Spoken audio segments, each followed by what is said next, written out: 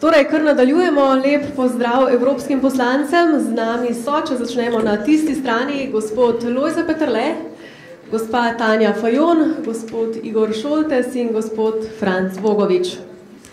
Pa preden začnemo z debato, bomo pogledali, kaj o TTIP meni trojica vaših kolegov. Vsi ste zelo zaposleni, zato smo tudi tale panel časovno nekoliko prilagodili.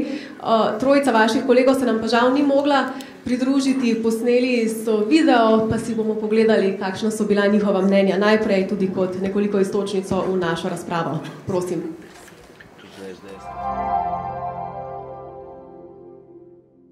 Danes, ko je svet globalna vas, se sodelovanju preprosto ne moremo izogniti. Moramo se povezovati in moramo ostati odprti. V Sloveniji dobro občutimo posledice pretiranega poudarjanja nacionalnega interesa. Če nam je všeč ali ne, sta Slovenija in Evropska unija del svetovnega gospodarstva. TTIP je okvir za širitev trgovske in gospodarske izmenjave med Evropsko unijo in Združenimi državami Amerike. Priložnost za gospodarsko rast, hkrati pa tudi orodje, da postavimo pravila glede izmenjave.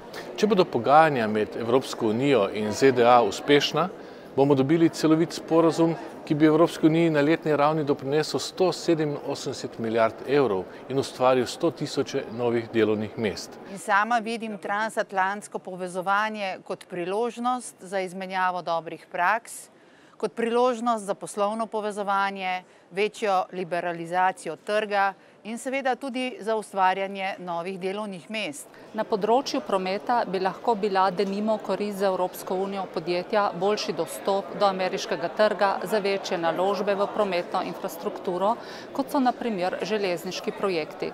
Dostop je danes oteskočen, tako zaradi regulatativnih ali standardizacijskih ovir, kot tudi določb zakona Buy America. Prepričan sem, da mora biti končni sporazum ambiciozen ter zavezujoč za obe strani. Imamo zgodovinsko priložnost, s katero lahko izkoristimo možnosti, ki jih prinaša dostop do več 10 tisoč milijard evrov obsežnega trga. Predvsem pa vidim TTIP kot priložnost za mala in srednja podjetja. In v teh je zaposlenih večina evropskih državljanov.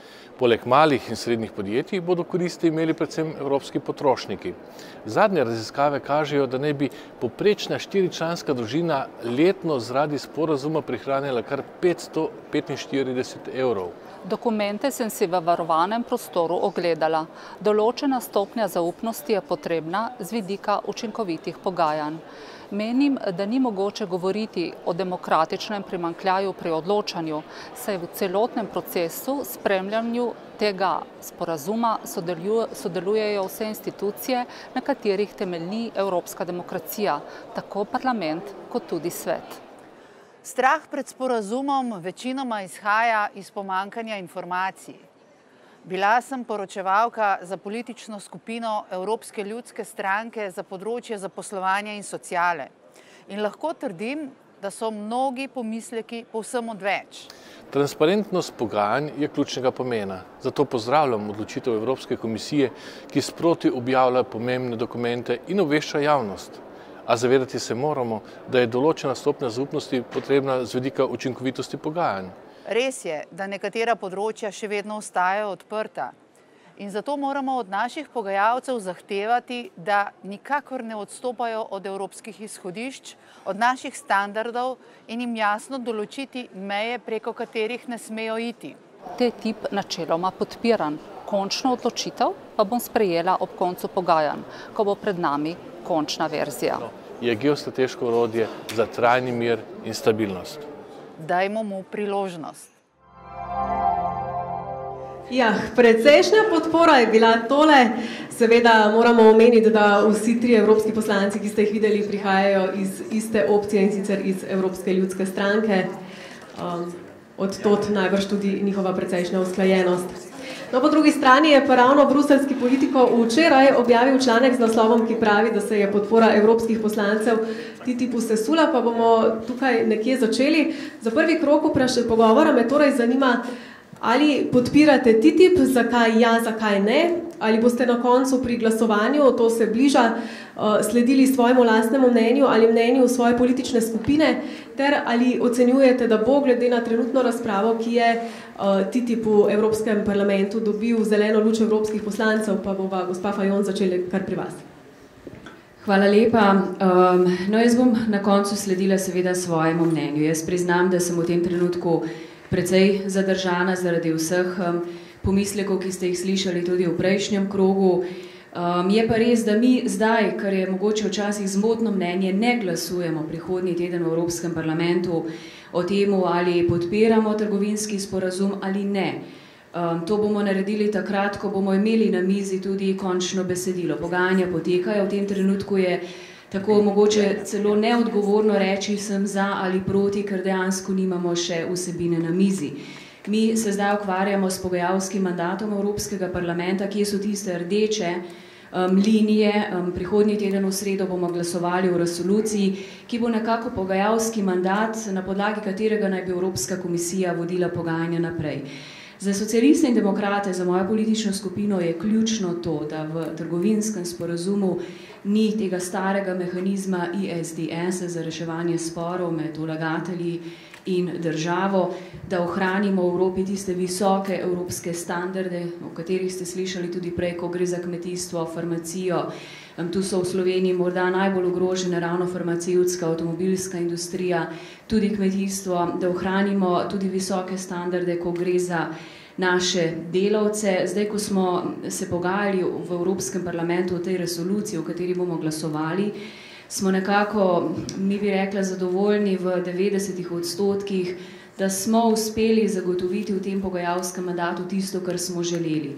Zdaj, dejstvo pa je, da se pogaja Evropska komisija, da so pogajanja v preteklosti potekala močno za zaprtimi vrati, da tudi javnost ni veliko seznanjena, da so informacije pavšalne, površne in je zaradi tega, jaz sem vesela, da se je zgodil ta velik odpor oziroma angažiranost evropske javnosti, ker je tudi nam dalo malce več priložnosti, da smo bolj vpeti in seznanjeni s pogajanji. Tako da pritisk na evropske poslance v tem trenutku je izjemen.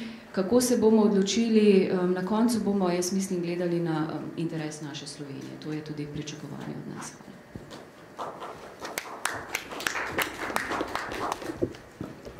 Hvala za besedo. Jaz bom pa vseeno neodgovoren in bom rekel, da jaz pa seveda ne podpiram tega sporazuma iz seveda večjih razlogov. Prvi je seveda tudi ta netransparentnost, ki se vleče že kar nekaj časa in gre pravzaprav zahvala predvsem nevladnim organizacijam civilne družbe v Evropi, da se je to postavilo na dnevni red. Sicer bi te zadeve še vedno potekale v tajnosti. Res je, da smo si nekako izborili pravico tudi vpogleda saj v dokumente, saj na evropski strani, ne na ameriški. Se pa seveda, oziroma nisem navdušen nad tem sporazumom, predvsem zaradi vseh posledic, ki jih ta sporazum prinaša. Seveda bi odpravili trgovinske ovire med državami, ampak se moramo vprašati seveda za kakšno ceno.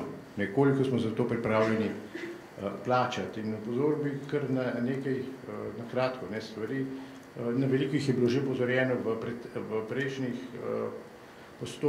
prejšnjih prispevkih, ampak če je imperativ Evrope in po vseh teh najboljših napovedih, naj bi seveda ta sporazum zagotavljal, da se okoljski, delovski pa socialni standardi ne bodo poslabšali, je to absolutno premalo.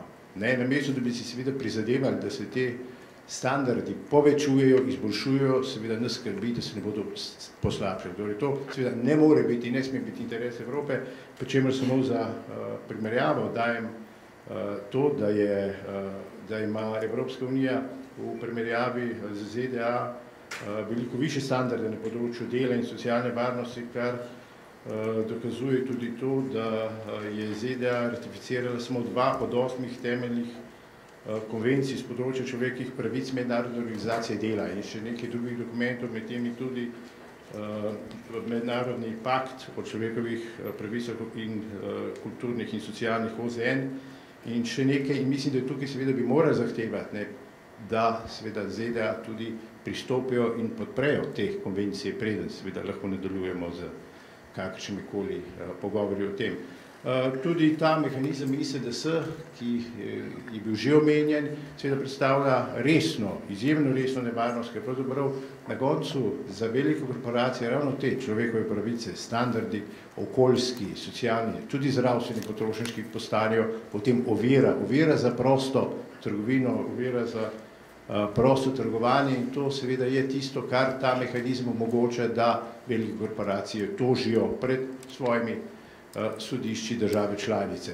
Da to seveda ne govorimo na pamet, govori kar nekaj že primerov iz prakse, ko se je poseglo v suverenost držav, ki so želeli s svojimi ukrepi zaščititi tako socialne, okoljske, prehrambene standarde. In seveda je, kdor ne spoštuje proste trgovine, ni za pravice, ampak prosta trgovina seveda pomeni pa tudi omejevanje pravic na drugi strani, seveda zato ne podpiram tega sporazuma tak, kot je, in tudi skupina zelenih v Evropskem parlamentu ne.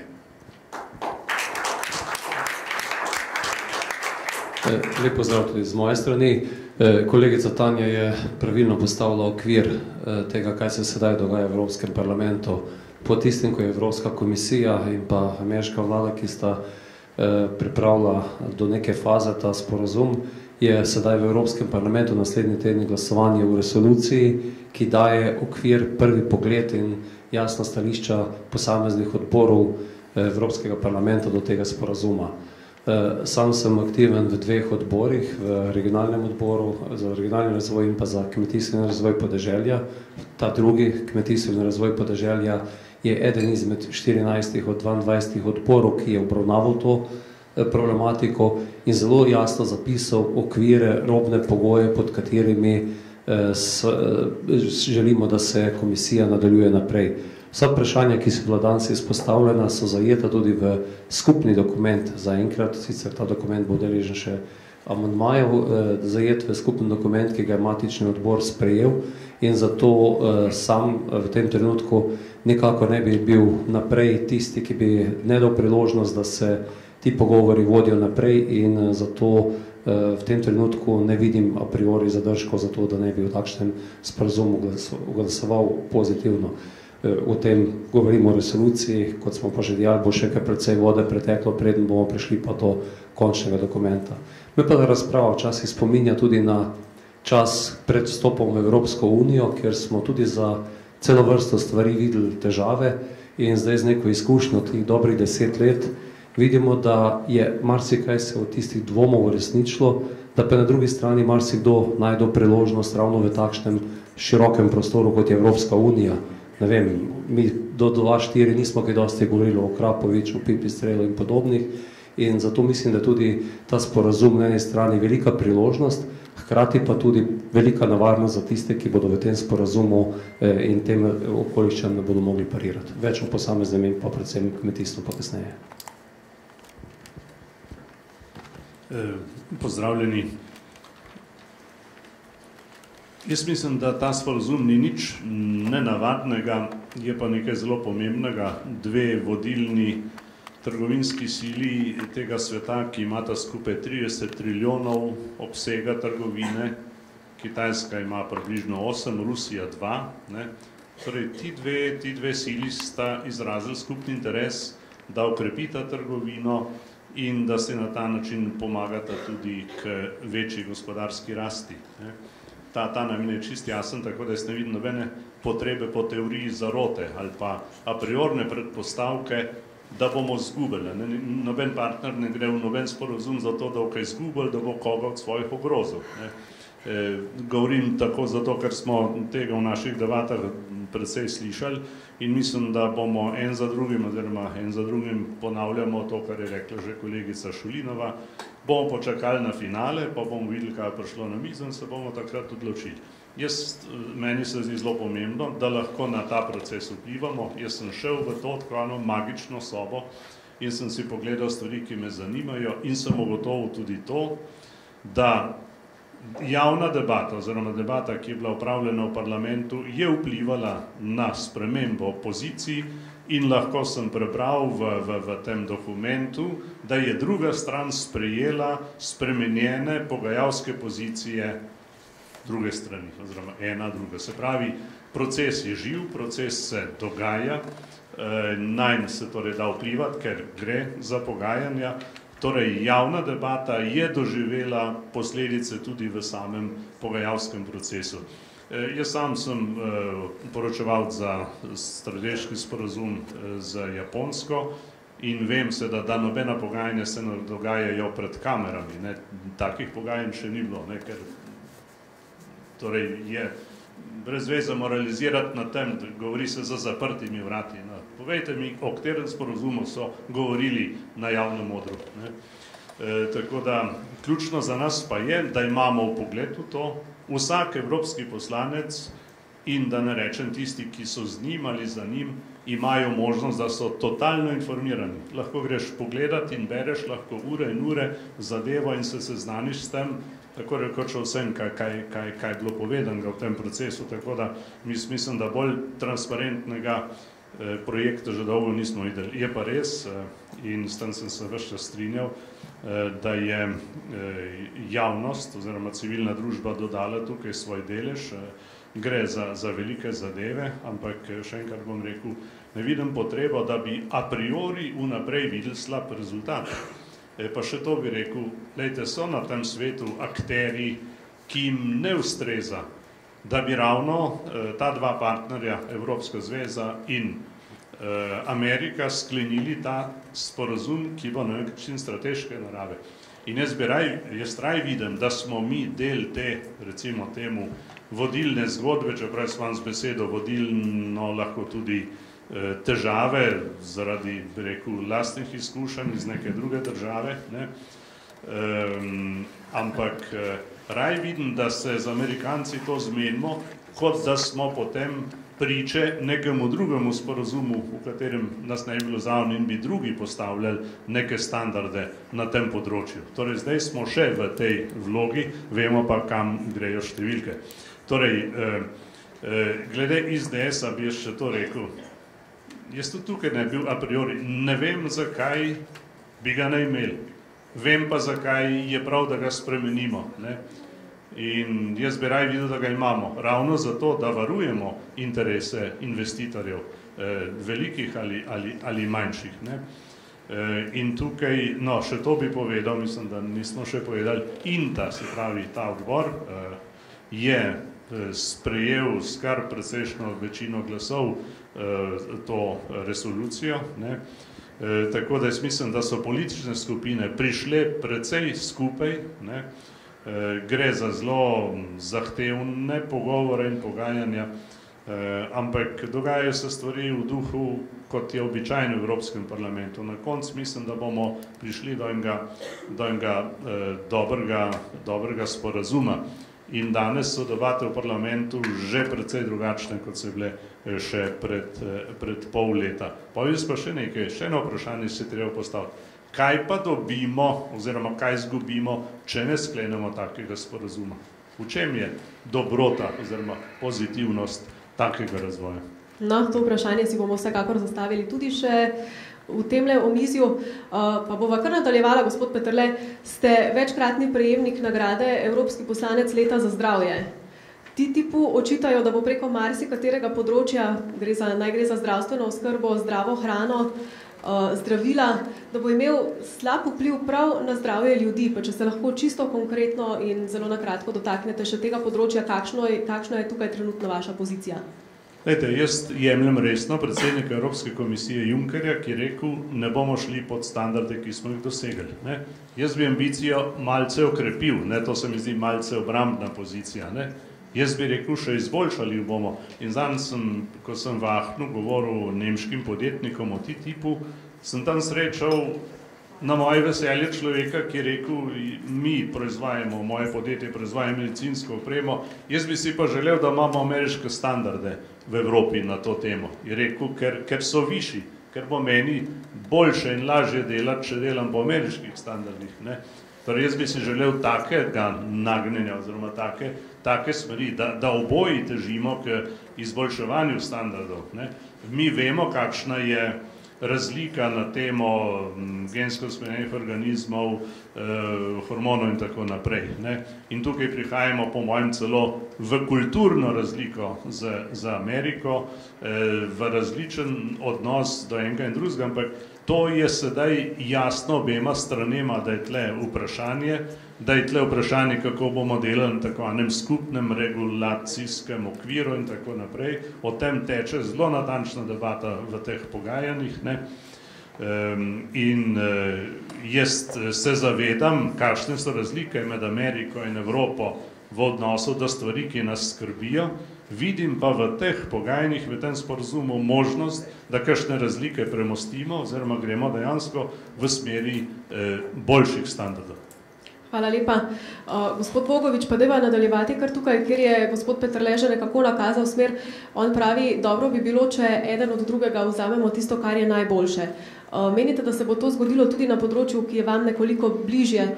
Nenazadnje smo lahko pred dnevi brali tisto, kar je že prej gospod Gnezda izpostavil, da se je Evropska unija odpovedala prepovedi 31 škodljivih pesticidov, samo zato, da to slučajno ne bi zapletalo pogajanj. Pa me zanima morda iz prve roke, ali to sploh je preverjena informacija in kako torej vi vidite, kdo bo na koncu popuščal pri takšnih zadevah, ali bomo res vzeli najboljše eden od drugega. Na področju kmetijstva je zelo veliko odprtih vprašanj, tako kot je bilo že rečeno, tudi razvoj kmetijstva v Ameriki in pa v Evropi je šel v zadnjih 30 letih zelo vsak sebi po različnih poteh. Ta trgovinska izmenjava predstavlja zgolj 5% od skupne trgovinske izmenjave. Mislim pa, da bo teža odprtih vprašanj bistveno večja, kot je teh 5%. Kot sem že dejal na odboru za kmetijstvo in razvoj podeželja, sem sam tudi zelo aktivno sodeloval, je prevladalo stališče, ki je bilo sprejeto v našem dokumentu in je sedaj tudi v resoluciji INTE-ja, da se enostavno Evropa k standardov na področju kmetijstva ne misli odrekati. Hkrati sem že nekajkrat dejal, da če je relativno enostavno, parafraziram, na tehničnem področju uskladiti cole in centimetre, bo zelo težko govoriti o uskladitvi na področju kmetijstva, kjer je evropska kmetijska politika skozi zadnja 3-4 desetletja vladala predvsem v visoke prehranske standarde, okoljske standarde, medtem ko je na primer ameriška kmetijska politika usmerjena predvsem intervencije na trgu.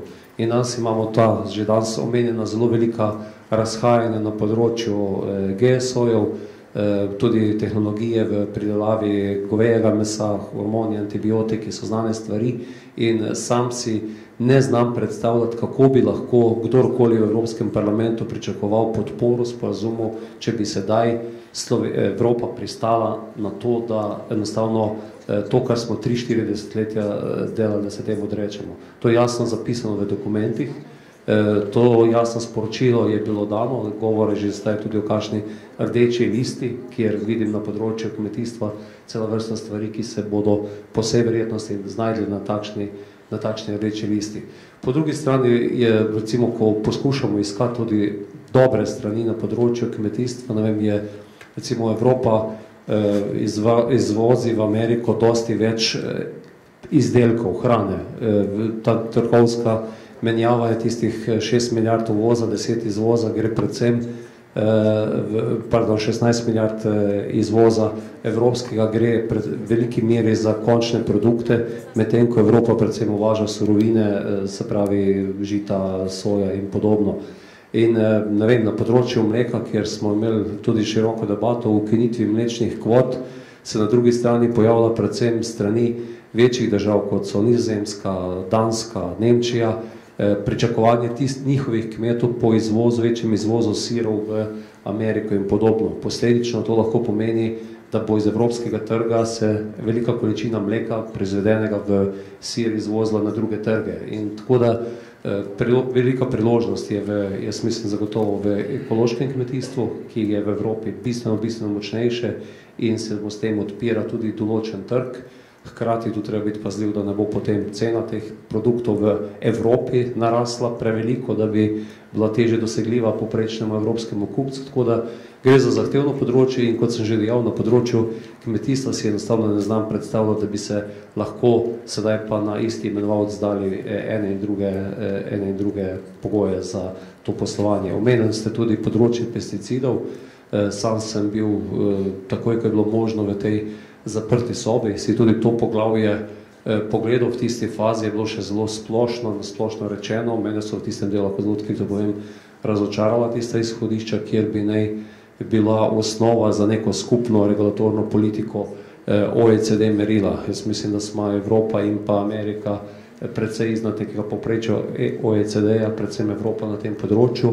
Vemo pa vsi, da je danes cela vrsta pesticidov v Evropi prepovedanih že desetletja, kjer se na drugih trgih še proizvajajo. In tu govorimo najprej o okoljskem vidiku, na drugi strani z vidiku prehranske varnosti, na tretjem delu pa tudi glede konkurenčnosti in te nelojalne konkurence, če predeluješ na takšen način. Kar se tiče kmetijstva, naj še samo omenim, da me veseli to, da smo januarja sprejeli spremembo direktive, ki ureja področje GSO-jev, glede sajenja in prisotnosti GSO-jev na poljih, tako da ta regulativa, ki sedaj omogoča državam, da se suvereno odločijo o tem, ali bodo odobrile ali ne, in da tudi v tem delu ne tvegajo kakršnihkoli sodnih postopkov multinacionalk je sprejeti, in to je sedaj zame norma, ki jo bomo tudi upoštevali v nadaljevanju. Tako da na tem področju bo zagotovo ključno področje, kjer bo za moje pojme na področju kmetijstva, okolja, prehranske varnosti bo TTIP ostal ali pa padal. In zato vidim tudi pri odnosu pogajalcev, tudi na teh evropski strani, s Evropski komisiji, da vedno bolj prisluhnejo tem in da je to jasno enim in drugim. A lahko nekaj v smislu stvarne razlage dodam tukaj, sledeč začetku vašega vprašanja. Evropa se je odpovedala, to smo brali.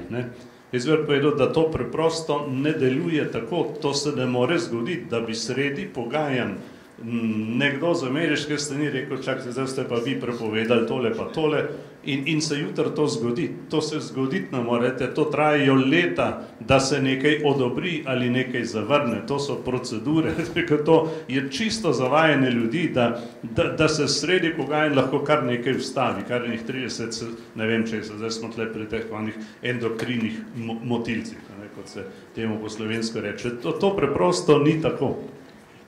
Hvala lepa. Gospa Fajon, kako pa vi gledate na ta zagotovila se pravi gospoda Junckerja, da se na ključnih zadevah ne bo popuščalo? A vi verjamete tem zagotovilom oziroma ali lahko Evropejci verjamemo tem zagotovilom? Lahko upamo, verjeti zdaj je drugo. Včasih v preteklosti smo bili že dostikrat razočarani. Ravno zato se mi zdi, da je pomembno, da prihodnji teden z nekimi jasnimi pogajalskimi smernicami, kjer moramo vztrajati pri visokih standardih evropske zaščite, damo in sprejmemo to resolucijo kot nek okvir Evropski komisiji. So pa bojazni upravičene in zdaj nekaj je bilo rečenega z področja kmetijstva. Če gledamo tudi analize za Slovenijo, spomnim se izjave ministra nemškega Gabriela, ki je rekel, ko se pogovarjamo o TTIP-u, je tako kot neka voodoo ekonomija, da so pričakovanja, da bo imelo izjemne posledice na gospodarski zagon mogoče prenapihnjena. In dejansko so gospodarske analize, ki jih imamo mi za Evropo, tako različne, da je težko oceniti danes, kakšen bo ta pozitivni učinek.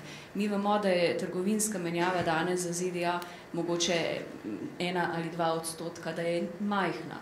In v primeru, da sklenemo sporazum, bo verjetno poskočila, ampak koliko bo ogrožen za to evropska menjava z drugimi državami. To je bojazen, kaj se bo zgodilo. Farmacevtska industrija. Če recimo potencialno je lahko ogrožena v Sloveniji. Če bi prevzeli evropski pravni red zaščite patentov, ko gre za generike recimo, v Ameriki so doživljenjsko originalna zdravila zaščitena, v Evropi sledimo 5-letno obdobje. Če bi prišlo do tega, bi seveda tu bi morali slediti interesom slovenske farmacije. Enako, ko gre pri kmetijstvu, enako, ko gre pri avtomobilski industriji. In to vse so zdaj tisti standardi. Kaj bomo uspeli izpogajati v teh pogajanjih z Ameriko. Naj pa spomnim, Evropski parlament ima tu samo možnost reči da ali ne. In to se bo na koncu zgodilo. In v preteklosti smo že rekli ne enemu takih sporazumov, to je bil ACTA. In ta možnost ni izključena, če bodo pogajanja zdaj ob visokih pričakovanjih potekala tako, da na koncu tega ne bomo uspeli. Jaz moram reči, da vsaj pri naših razpravah v politični skupini, tudi ko se pogovarjamo o ISDS, če se bo zgodilo, da bomo nazadnje imeli v sporazumu nek mehanizem, ki bo mogoče drugače zapakiran z drugačnim imenom, da dejansko potem vsaj jaz lahko rečem mirno ne. Hvala lepa. Gospod Šoltes, bova nekako kar nadaljevala tukaj, ker je gospa Fajon ostala pri teh obljubljenih gospodarskih vplivih. Tudi slovensko gospodarstvo se je oglasilo, pravijo, večjega učinka ne bo, lahko so celo izgube. Se strinjate s temi pesimističnimi napovedmi ali morda menite, da je slovensko gospodarstvo premalo odprto za nove izzive in pogosto ne vidi priložnosti tam, kjer bi morda lahko bile? Pa morda še eno drugo področje, kako ocenjujete napovedi, da TTIP odpira vrata multinacionalkam, medtem ko na drugi strani pa zagovorniki tega sporazuma pravijo ne, končno omejujemo njihovo delovanje, za njih pravila igre zdaj ne veljajo, potem bomo imeli vsaj neka pravila, kdo ima tukaj prav. No, kar se tiče prvega in učinkov, seveda zdaj boste našli ogromno študij, ki govorijo za in proti, ampak mislim, da tudi tiste najbolj optimistične študije, ki so jih objavljali pred nekaj časa, so počasi glede svojega optimizma rahlo uplahnele in ena od študij Martina Majenta in Romana Obranja iz leta 2015 razkriva, da na podlagi vseh optimističnih napovedih se bo povprečni prihodek Evropejke zvišal za ceno ene kave na teden osebo, kar še zdaj seveda ne upravičuje vseh optimističnih napovedi. Jasno je, če se gre nekdo pogajati, oziroma če inicira ta pogajanja, da bo nastopil z zelo optimističnimi napovedmi, obljubami velikih oziroma množičnih delovnih mest in tako dalje. Moram pa reči, da seveda, kot je znano, je tudi naše ministrstvo, kot vem, za gospodarstvo naročilo študijo pri Centru za odličnost, ki je seveda pokazalo, da Slovenija ni zmagovalec v tej borbi. Slovenija seveda je lahko zmagovalec v tem TTIP-ju, seveda, če ne pristopi k temu sporazumu. Ampak želim reči, da seveda je pomembno to, da ta študija je pokazala, da je nekako v Sloveniji negativni trend, tudi izguba kar precejšnjega števila delovnih mest in tudi nekatere druge mednarodne študije uvrščajo Slovenijo med poraženke tega mednarodnega oziroma čezatlantskega sporazuma. Tako da seveda Slovenija se mora tudi sama odgovoriti. Jaz seveda še ne poznam uradnega stališča vlade do tega vprašanja za ali proti ali vmes ali oziroma na kakšen način oziroma na kakšen način bo zaščitila interese Slovenije v tem delu. Je pa vsekakor tudi nekaj res. Evropski 500-milijonski trg je seveda za Slovenijo zelo velik. In mislim, da če se govori o tem, da tudi za mala in srednja podjetja, ki jih je v Sloveniji in mikro, ki jih je v Sloveniji kar veliko, seveda ta obljubljena Amerika seveda ni tako obljubljena priložnost, kot se mogoče na prvi pogled zdi, ker prvo je treba tudi v samem tem evropskem notranjem trgu postaviti pogoje, da bodo ta podjetja sploh lahko konkurenčna, preden govorimo o čezatlantskem sporazumu in da ne bo pomote. Seveda ne nasprotujem sodelovanju z Ameriko, ampak oziroma sodelovanju na različnih področjih, ampak sej ta trgovina z Ameriko že poteka med Evropo, ker ZDA je tudi najpomembnejši trg za izvoz izdelkov iz EU, kar 17% vsega izvoza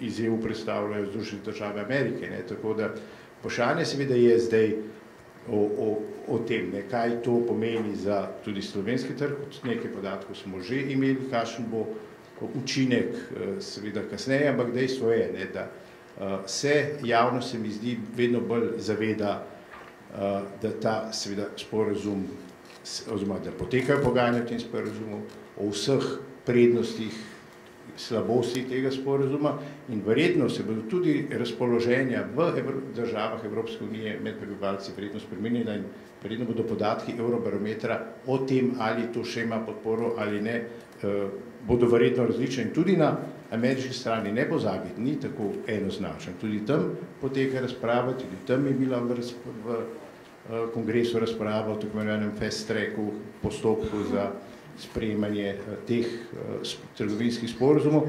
Tako da diskusije bodo seveda še zelo, zelo dolge in kot je tudi Tanja rekla, tudi TTIP se lahko enkrat konča, govorimo o pogajanjih, še preden bo sklenjen ta sporazum. In tudi ta teden zdaj v Bruslu oziroma v Strasbourgu bo pokazal na nek način, čeprav gre samo za resolucijo, tudi na nek način razpoloženje v parlamentu in zna biti še zelo zanimivo. Zeleni pa seveda smo tudi oziroma vlagamo amandma za izločitev ISDS-ja iz tega sporazuma.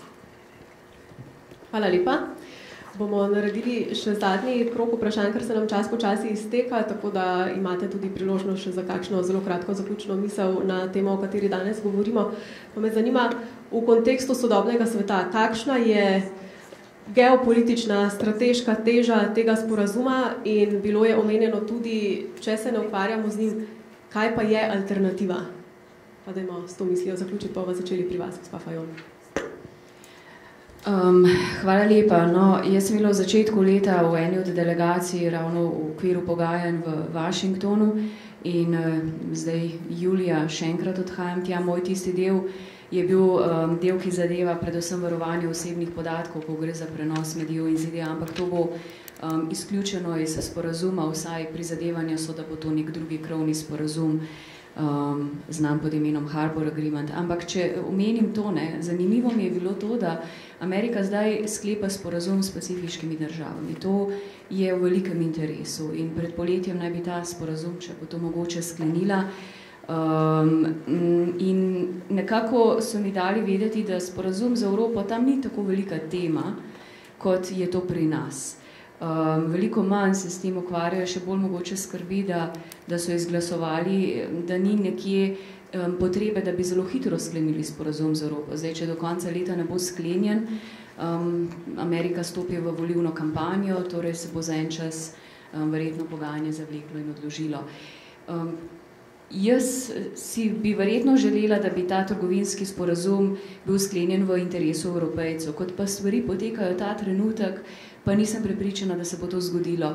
Zato se mi zdi zelo pomembno, da se v Sloveniji, da imamo jasna stališča, da se pogovarjamo, da je javno seznanjeno, ne samo v Sloveniji, tudi v Evropi, da se čim več ve, kaj bi ta sporazum prinesel, kaj so grožnje in kje so tiste rdeče linije za Evropo. Ker je veliko nejasnosti, nerazumevanja ravno zato, ker je pomanjkanje informacij oziroma so te napačno interpretirane. Toliko mogoče se mi zdi, da je zdaj primeren trenutek, ko se res o tem veliko pogovarjamo, ker bomo morali mogoče čez nekaj mesecev odločiti.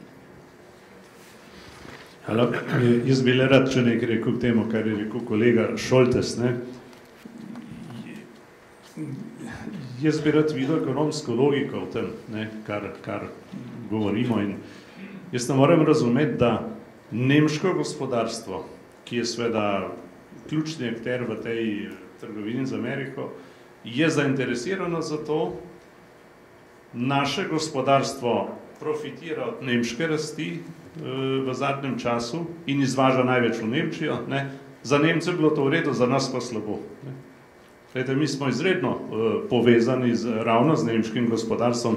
Veliko komponent preko Nemčije konča v Ameriki, tako da jaz mislim, da gospodarstvo ne deli takih skrbi na to temo, kakor jih včasih delimo mi.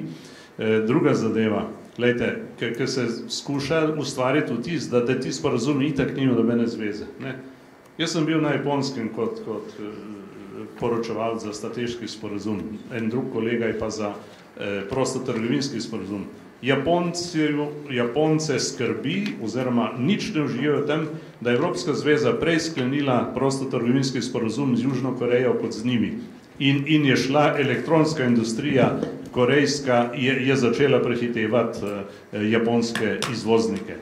Stvari delujejo, zato se jih tudi naredi. Ne gremo v to zato, da prišli na slabše. Zakaj delamo z Avstralijo? Zakaj smo s Kanado sporazum sklenili? Zakaj se trudimo, da bi ga z Indijo čim prej sklenili? To je danes svetovni trend in tukaj je, ker bo vprašanje v geostrategiji, je izredno pomembna dinamika, pa tudi preko to, ali si zraven na začetku ali si zraven na koncu. Jaz vidim izredno veliko geostrateško pomembnost pri tem sporazumu. Jaz bi rekel, ne gre samo za trgovino in gospodarsko rast. Končal bi pa takole. Mi imamo, dokler pogajanja tečejo, vpliv na to, kaj bo v teh pogajanjih. Na koncu pa bo imela vsaka država pravico, seveda ne samo Evropski parlament, da reče ja ali ne. Zato so pogajalci na obeh straneh tako pozorni na to, kako se v zadevah govori, kaj prinašajo javne razprave, ker interes je, da sporazum pride skozi, ne pa da propade. In jaz mislim, da se tudi na ameriški strani začela dogajati večja občutljivost za te zadeve, kar se pa predsednika Amerike tiče, dobil jasno, bi rekel, potrditev, da lahko zadevo pospešeno nadaljuje, če tako rečem. Tako da stvari so zdaj, kar se dinamike tiče, precej podobne. No, jaz bi se rad na koncu tudi zahvalil informacijski predstavnik Evropskega parlamenta, da je organiziral to debato, da smo lahko zadeve povedali. Hvala lepa.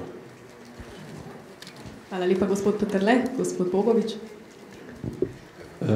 Najprej tudi sam zelo podpiram, da si vzamemo čas in da imamo takšno debato. Ne dajem nobenih možnosti, da bi bil ta sporazum letošnjo leto podstregel, glede na to, kakšnem stanju smo. In mislim, da je prav, da se čim več teh tančic tudi odstre in da pridemo do nekega odločanja, ko bo čim več ljudem znano, o čem tudi odločamo v Evropskem parlamentu ali pa v matičnih parlamentih.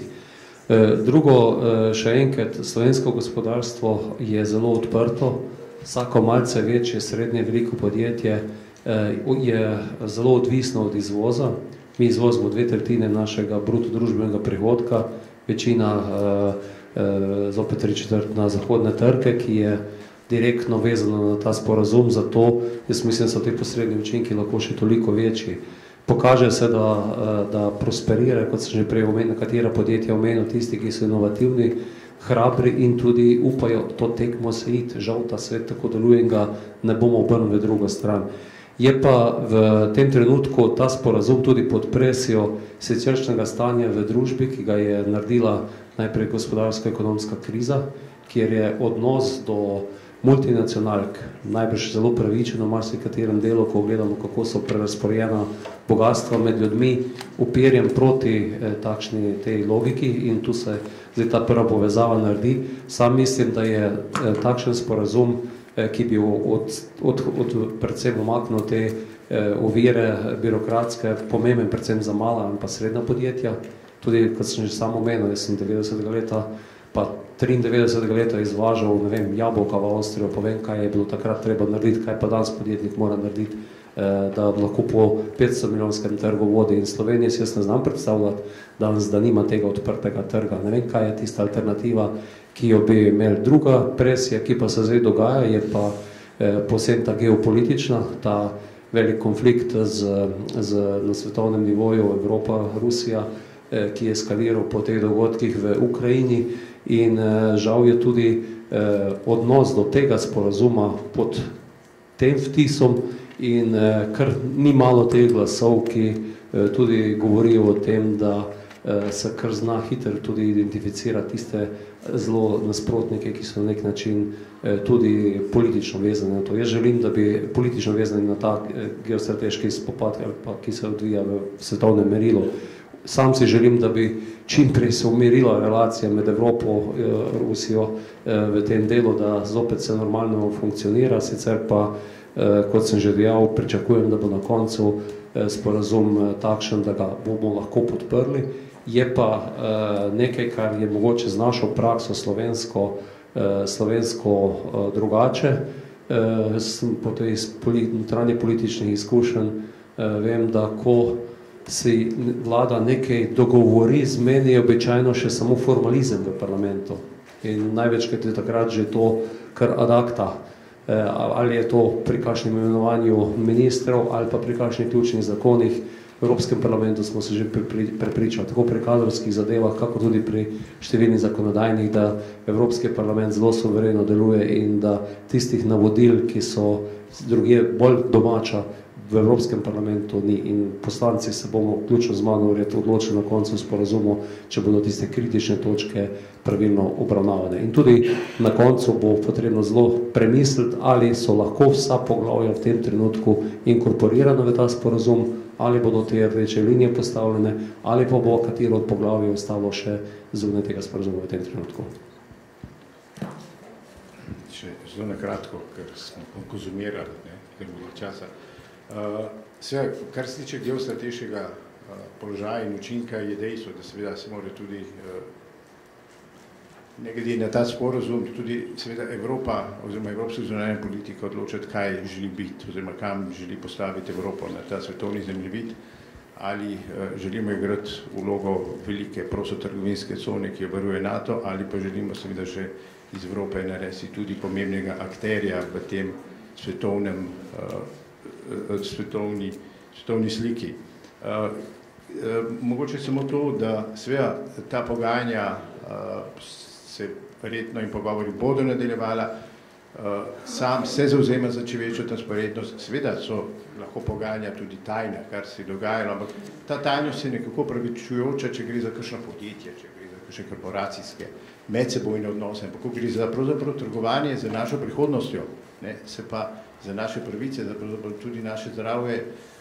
V tem delu seveda je pa ta netransparentnost včasih manj utemeljena in zato se mi zdi, da bo to tudi eden od pomembnih elementov za prihodnje. In če seveda zaključim v tem slovenskem duhu, predvsem o tem, da prodaja Telekoma ni nič v primerjavi s prodajo teh socialnih, delovskih in okoljskih pravic. Hvala. Hvala lepa evropskim poslancem. Hvala, ker ste se nam pridružili. Mislim, da je vaše mnenje izjemno pomembno za nadaljevanje te debate. Zagotovo bodo še podobne priložnosti, da z debato še nadaljujemo. Verjamem, da je ostalo še veliko odprtih vprašanj. No, od nekaterih od teh vprašanj pa nadaljujemo takoj zdaj s panelisti prvega panela, pa vas vabim, da se mi ponovno pridružite.